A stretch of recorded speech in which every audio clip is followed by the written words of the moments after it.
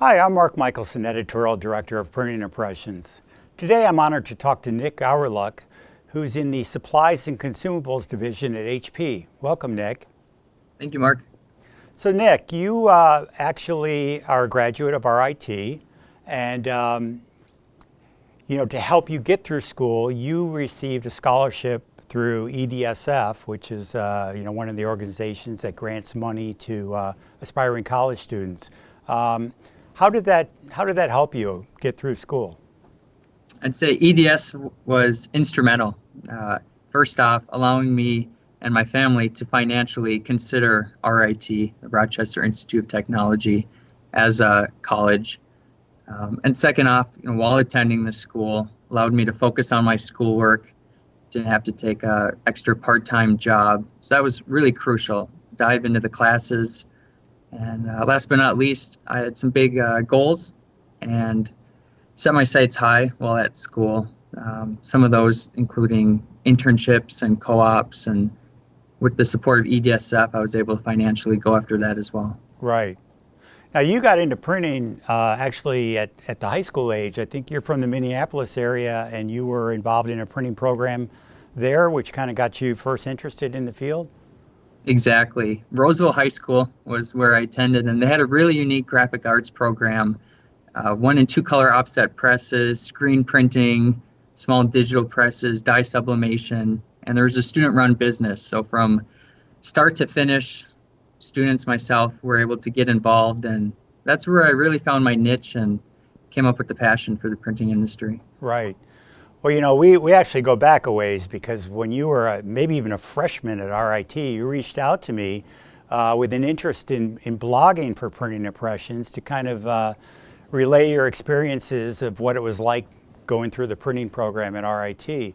And, I was just really impressed. I mean, you were 18, 19 years old, and the fact that you had the wherewithal and the fortitude to, want to get out there and, make a name for yourself at that young of age, frankly, really impressed me. But with that said, you did write about, as you went along, going through the program at RIT.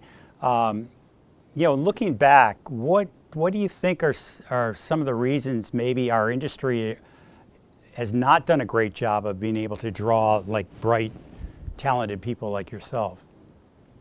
I think it's related to exposure. Every day we're surrounded by print, everything we do, everywhere we go, but it doesn't necessarily click of, well, how did that get there? How is it produced? How do I interact with it?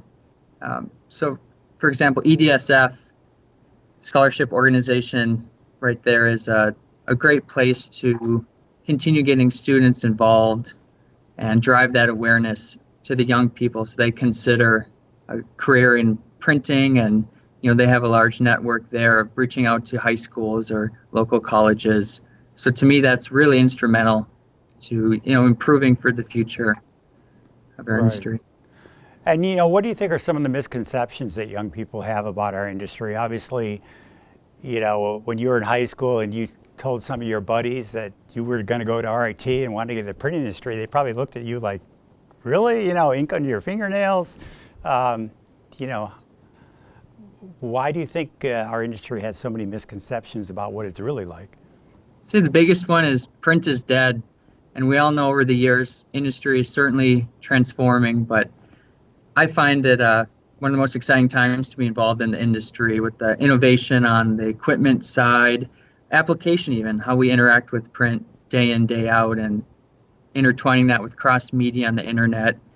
So that is a big thing, big barrier that the industry comes across, that print is dead. But like I said, we turn that into an opportunity, a new way to reinvent ourselves, and that was a great time to be involved.